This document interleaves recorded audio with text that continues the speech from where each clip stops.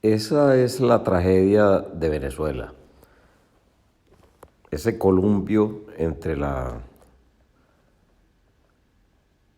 mentira y la pseudo verdad. Este viejo, aquí está Arturo Uslar, con dos retardados mentales, y el intelectual de la charneca, Chivo Negro, Oscar Llanes, diciendo verdades, medias verdades y totales falsedades. Por eso es que Venezuela está en el hueco en que se encuentra, ya en 30 años de horror. Este genio, Arturo Uslar, muy bueno para la copia. Yo la verdad que ni siquiera las lanzas coloradas me las trago, ¿no? Las leí porque me obligaron. Lo que sí me gustaba mucho era sus valores humanos por televisión, ¿no? Porque el tipo tiene muy buena memoria repetitiva y entiende algunas cosas básicas de economía. Y tiene razón cuando plantea que Acción Democrática no hubiera existido si no es por el golpe con Pérez Jiménez y Llovera Páez y Mario Vargas, los tenientes coroneles del 18 de octubre de 1945, porque el único partido que existía en Venezuela, como siempre en la historia, los partidos se establecen y se forman en el gobierno. Era el PDB de Medina. Además, Medina era, como dice Uslar, un hombre absolutamente demócrata. En el gobierno de Medina no había un solo preso político, todos los partidos estaban legalizados. Fue un extraordinario presidente. Dio hasta una cátedra en el Congreso de los Estados Unidos cuando habló, invitado pues por Roosevelt, y dictó cátedra sobre democracia y lo que iba a ocurrir en Venezuela si hubiera continuado su gobierno, lamentablemente destruido por ese golpe lamentable de Rómulo con los tenientes coroneluchos de la época, en el 18 de octubre de 1945. Yo no tengo duda que Uslar hubiera sido el primer presidente electo de Venezuela. Eso es así, porque el PDB ganaba las elecciones con el 90% de los votos. Así son los partidos en el poder. Acción Democrática, recuerdo que en las elecciones del 44 para concejales de Caracas, el PDB sacó 22 concejales y Acción Democrática sacó uno, en La Pastora. Que se llamaba Rómulo Betancourt. Le ganó por 10 votos a Rodolfo Quintero del Partido Comunista. Esa es la historia de Venezuela. Jovito Villalba era la figura más importante de la generación del 28, imponente. Le había ganado a Medina, inclusive en una elección indirecta, pero le había ganado a Medina, que simpatizaba con él, e inclusive le dijo que no se presentara en la elección porque lo iban a barrer, y él ganó la elección de senador por Nueva Esparta contra el candidato de Medina, que era un primo de Jovito.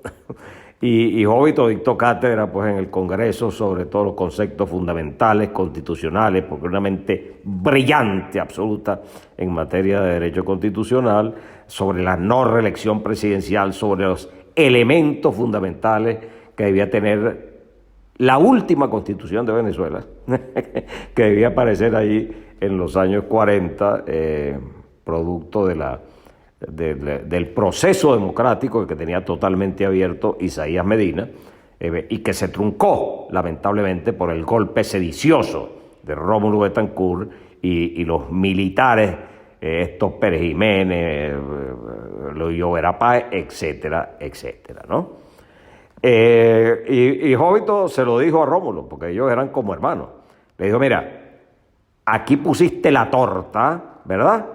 Esto, olvídate, vas a retrasar por lo menos 10 años la elección directa del presidente de la República con esta torta que tú has puesto de este golpe, porque Rómulo invitó a Jovito a formar parte de la Junta.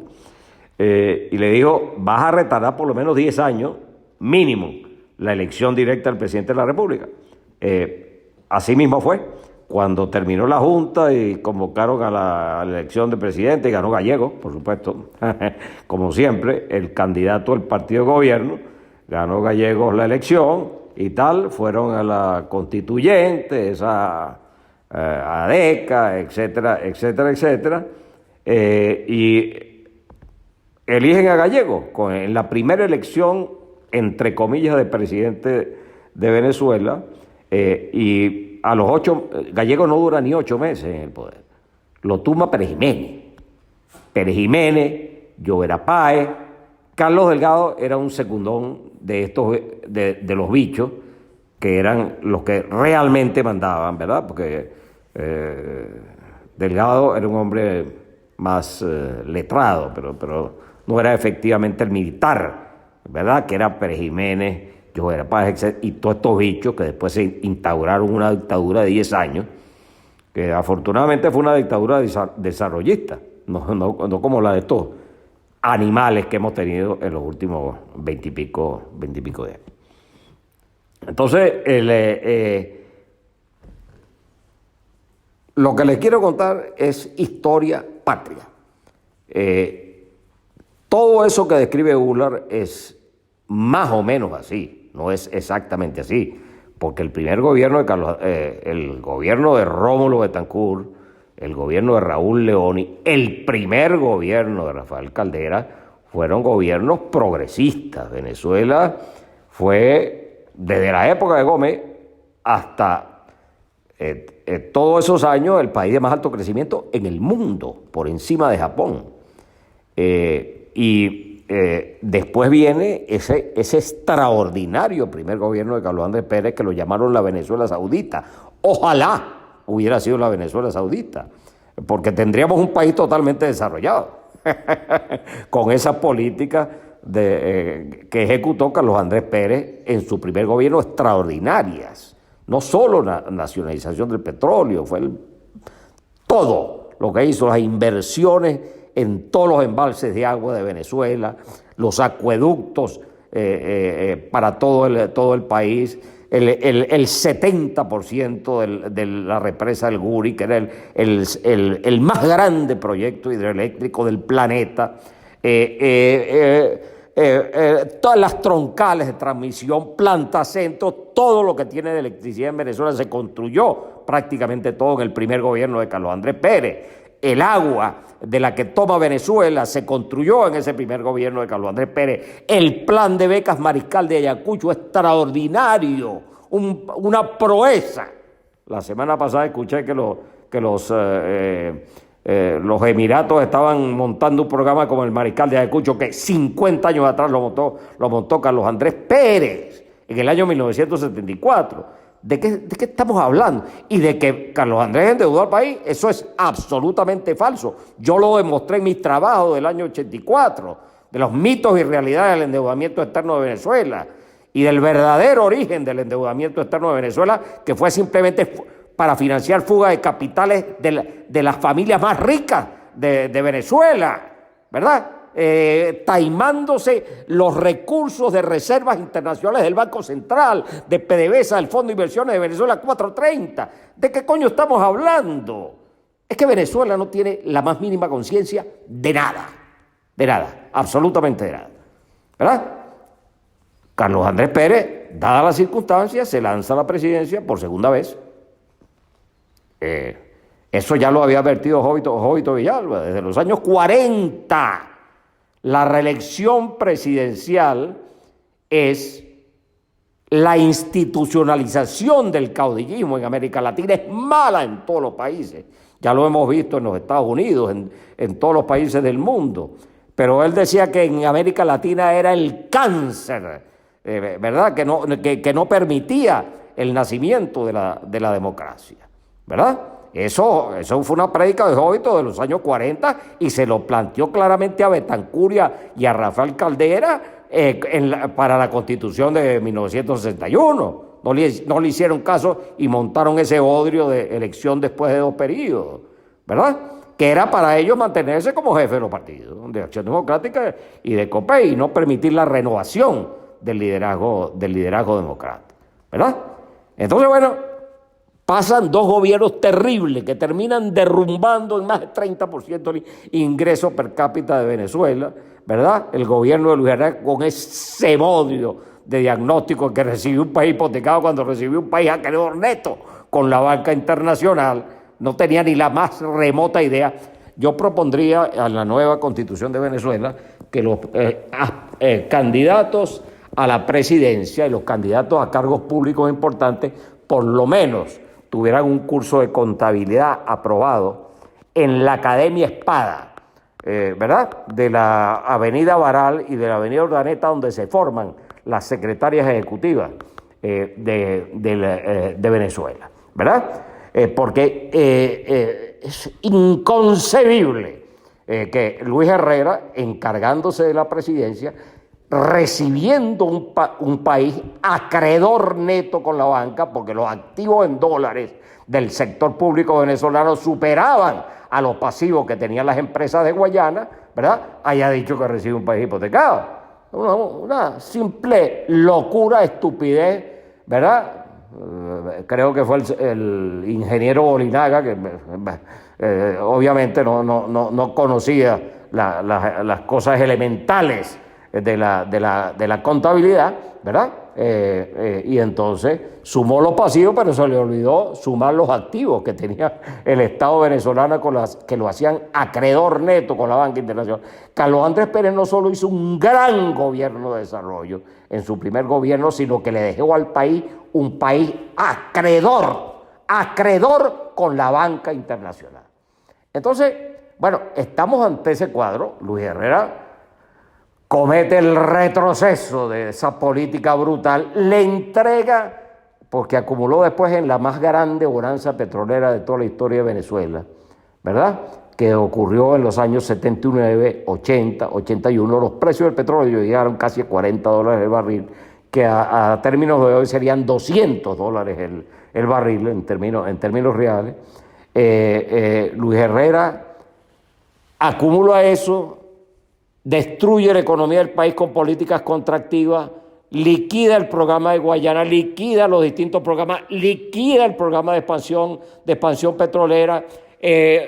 Calderón Berti se convierte en el primer presidente político de PDVSA, ¿verdad? Y firma los acuerdos con los árabes para recortar la producción petrolera. De eso a él le quedaron grandes amistades con el Jeque Yamani, ¿verdad? Y con todos los ministros del Medio Oriente, de los países árabes, que después sí, ellos aumentaron la producción petrolera y Venezuela se quedó en la ruina, recortando la producción. Eso todo ocurrió en el gobierno de Luis Herrera y en el de Lucinchi, después del Viernes Negro, que ocurre cuando en el gobierno de Luis Herrera se le entregan a 430 las grandes, inmensas reservas internacionales de Venezuela, más de 30 y pico de billones de dólares que estaban en las reservas del Banco Central, en las reservas del Fondo de Inversiones de Venezuela, en las inmensas reservas de PDVSA. Esos son, estamos hablando entre 150 y 200 billones de dólares hoy, se le regalan al sector privado, a las familias más ricas de Venezuela, al Grupo Polar, ¿verdad? Al grupo Cisnero, a todos los ricachones de Venezuela, ¿verdad? Que fueron los que realmente agarraron la gran tajada de esa barbaridad que fue la fuga de capitales de 1980 al Viernes Negro, ¿verdad? El 18 de febrero de 1983, y que destruyeron efectivamente a Venezuela e hicieron la gran transferencia de riqueza del Estado venezolano, es decir, el que representa al pueblo venezolano, a las familias más ricas de Venezuela. Eso continúa en el gobierno de Lucinchi miserablemente en el año 84-85, todavía con precios muy altos del petróleo. Cuando se derrumban los precios del petróleo en el año 86, es que Lucinchi, con la botija llena, que eran 17 billones de dólares en el Banco Central, digamos 50 billones de dólares al día de hoy. Hay que ver lo que harían estos bandidos chavistas con esos reales, se los robarían todo, ¿verdad? Decide reiniciar la reactivación de la economía venezolana en un discursito que da en enero, donde dice que tengo la botija llena y con esa botija voy a... Esa botija lo que hizo fue pagarle la deuda a los bancos, intereses y capital, una deuda que ya era deuda neta porque se le habían entregado los activos con los que las cuales la República de Venezuela cobraba intereses, ya se le habían regalado al sector privado de Venezuela. No solamente se le regalaron esos recursos, sino que se le reconoció la deuda que tenían sus empresas. Ellos habían sacado a título personal, en fuga de capitales, todos los recursos al exterior, y encima le reconocieron la deuda a 430 en ese prostíbulo de corrupción administrativa que se llamó RECADI, establecido a partir del Viernes Negro de 1983, ¿verdad? Eso continuó durante todo el gobierno de Lucinchi en medio de la más inmensa corrupción administrativa. Lucinchi nombró inclusive gobernadores, a los secretarios generales del partido en los distintos estados. Eso no lo había hecho nunca la democracia venezolana. Y entonces Carlos Andrés Pérez, no le queda otra sino presentarse nuevamente, en contradicción con lo que él pensaba, porque Carlos Andrés era un tipo íntegro desde el punto de vista de la visión política, era un personaje especial, pero no le quedó otra sino presentarse como candidato por segunda vez. Y gana las elecciones, y entonces nos enfrentamos a la peor crisis de balanza de pago de toda la historia de Venezuela. Después de que Lucinchi paga 4.500 millones de dólares todos los años en el servicio de la deuda.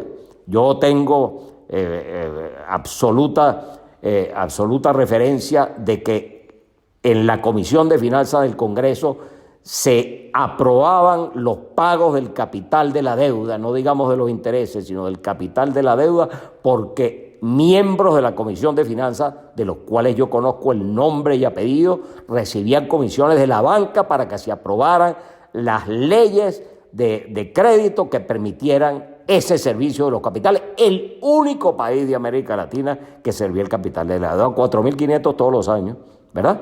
Y nosotros nos confrontamos con la peor crisis de balanza de pago, balanza de pago de Venezuela, ¿verdad? La enfrentamos con decisión. Ya lo teníamos claro Carlos Andrés Pérez y yo. En el año 1988 yo monté todos los programas con el Fondo Monetario, el Banco Mundial, el Banco Internacional, el programa más grande de la historia del Fondo Monetario Internacional. Teníamos que enfrentar esa crisis, y en febrero yo me enfrenté a los banqueros en la sede del Chase en Wall Street y les dije: mire, ustedes no cobran un centavo de deuda más de la República de Venezuela hasta que no la renegociemos con un descuento extraordinario. Un descuento extraordinario. Al lado de Pedro Tinoco, ¿verdad?, que había sido abogado del Chase, en la sede del Chase en Wall Street, y no cobraron ni medio. Ahí hicimos la gran renegociación con una reducción del servicio del 70%, le abrimos el espacio fiscal a Venezuela, le presentamos todas las leyes de reforma tributaria, de reforma del sector financiero, de creación del Fondo de Estabilización. Empezamos el proceso de privatización de manera absolutamente impecable. El gobierno más honesto de toda la historia de Venezuela es el segundo gobierno de Carlos Andrés Pérez. Allí no se aprobó absolutamente nada que no fuera impecable, incluyendo la presentación de la rectificación de la partida secreta que presentó la ministra Glede Blanco en febrero del año 1989 por 17 millones de dólares. De los cuales se destinaron solamente $600,000, $600,000 a la protección de la presidenta electa de Nicaragua, Violeta Chamorro, elecciones que se habían logrado gracias a la gestión imponente, extraordinaria de Carlos Andrés Pérez, que fue el que posibilitó que se hicieran elecciones libres por primera vez en Nicaragua. Nicaragua está hoy en día hundida. Yo recuerdo cuando anunciamos la renegociación de la deuda. La renegociación de la deuda de Venezuela en febrero, cuando se hizo efectiva la renegociación de la deuda en febrero de 1990. Después se completó en unos meses más tarde, porque había que afinar los aspectos legales. Pero cuando teníamos listo ya la renegociación de la deuda con un 70% o más de reducción en su servicio, y teníamos totalmente aprobado todo el financiamiento de Venezuela para que Venezuela se convirtiera en una potencia mundial, ¿verdad? Carlos Andrés Pérez convoca una cadena nacional en febrero de 1990. Una cadena nacional, sin avisarme a mí, y convoca a todo el gabinete para que haga presencia en esa cadena nacional. Y simplemente dice, mire, yo vengo a anunciarles aquí, sin avisarme nada a mí, pero él me conocía perfectamente y cómo yo manejaba la cosa. Y Carlos Andrés inicia la cadena nacional y dice, mira, yo le quiero decir al país que hemos logrado la más grande renegociación de la deuda de la historia de Venezuela, ¿verdad? La hemos conseguido hoy o ayer, ¿verdad? Ministro Rodríguez, con todo el gabinete en pleno, ministro Rodríguez, sin avisarme nada a mí, explíquele al país en qué consiste la renegociación de la deuda externa de Venezuela, que usted y el equipo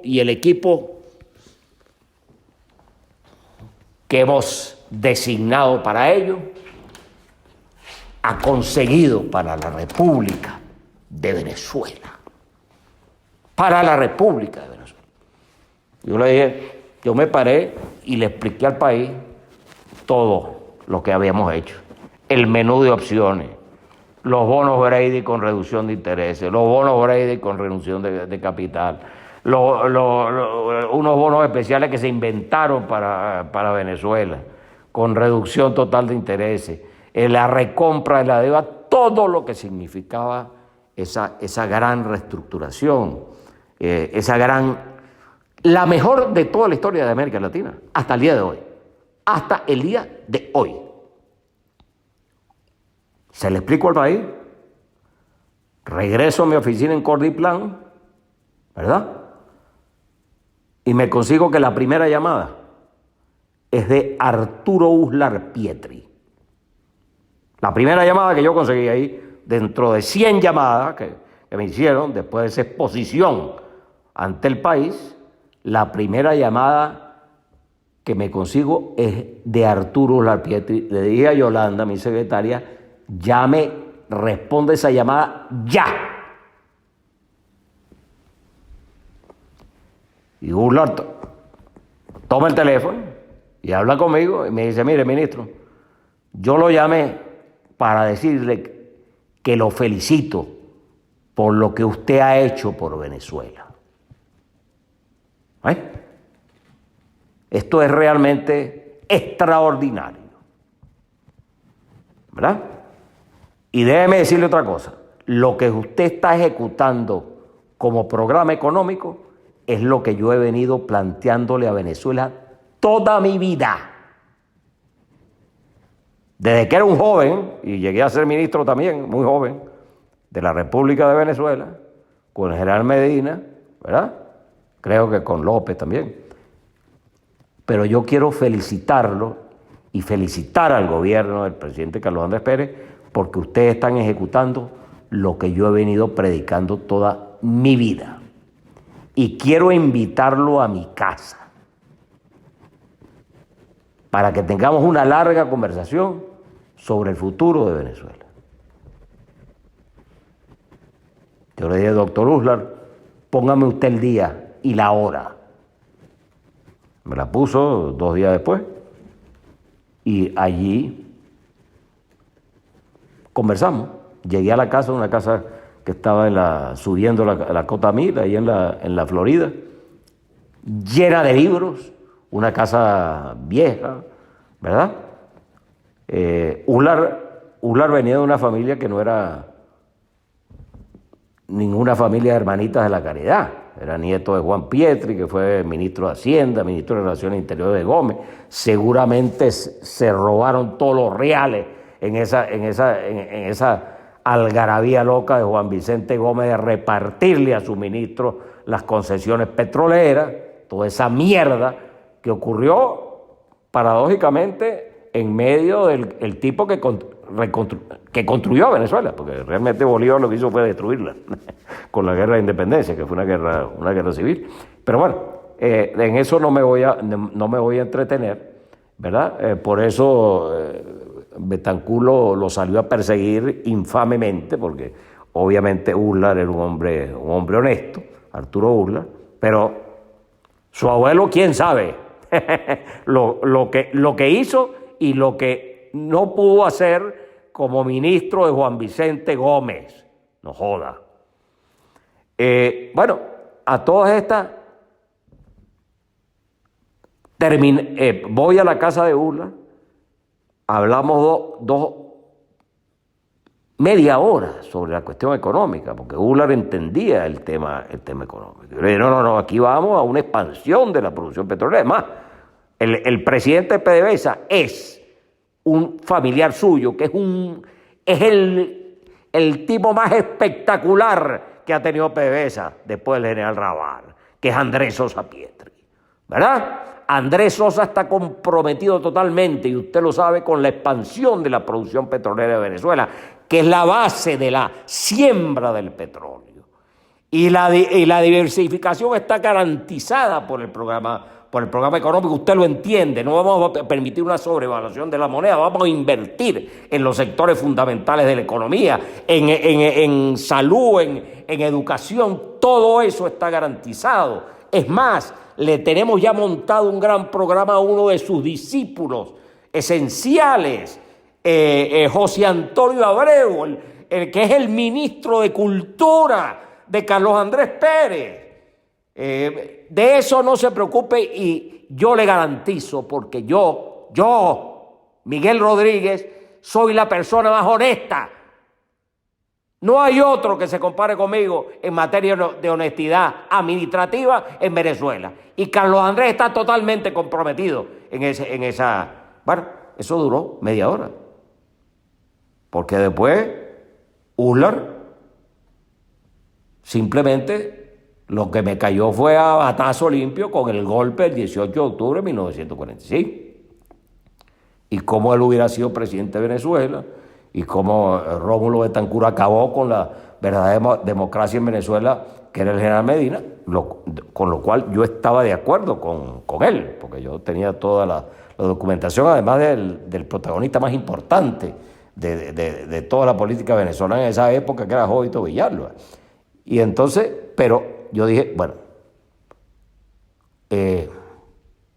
Urlar entiende que estamos haciendo un planteamiento extraordinario al país, que hemos hecho logros muy importantes, pero lo que tiene adentro, ¿verdad?, es un deseo de venganza, de reparación, porque yo creo que en su ancianidad, igual que Caldera, aspiraba a la presidencia de Venezuela.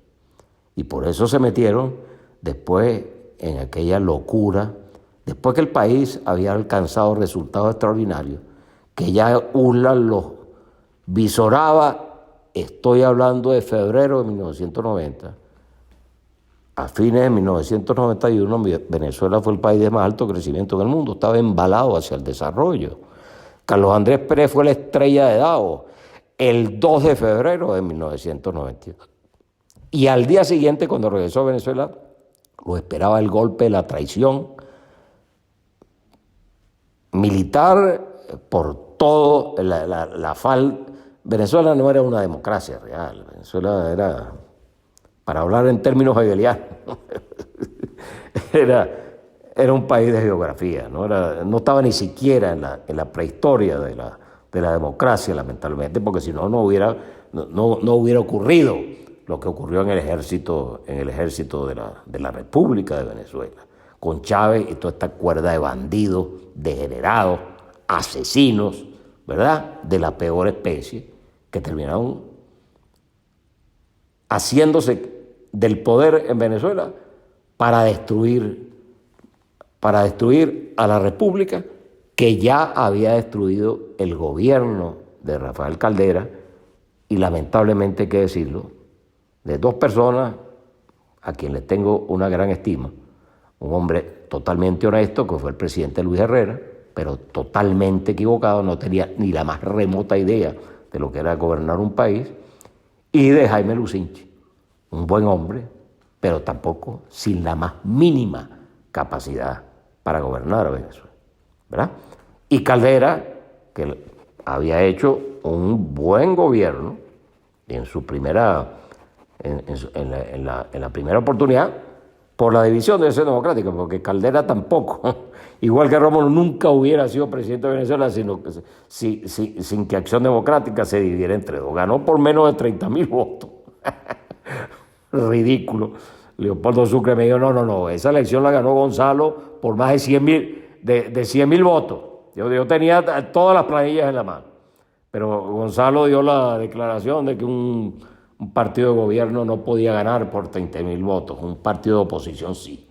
Y entonces le entregaron la presidencia a Caldera, hizo un buen gobierno, nombró a un extraordinario venezolano ministro de Hacienda, que se llamaba Pedro Tinoco, con quien tuve el honor y el placer, ¿verdad?, de trabajar en el segundo gobierno de Carlos Andrés Pérez, porque Tinoco era un fuera de serie, lamentablemente con muchos enemigos en el sector privado de la economía venezolana, y por eso recibimos tremendos ataques que algún día documentaré.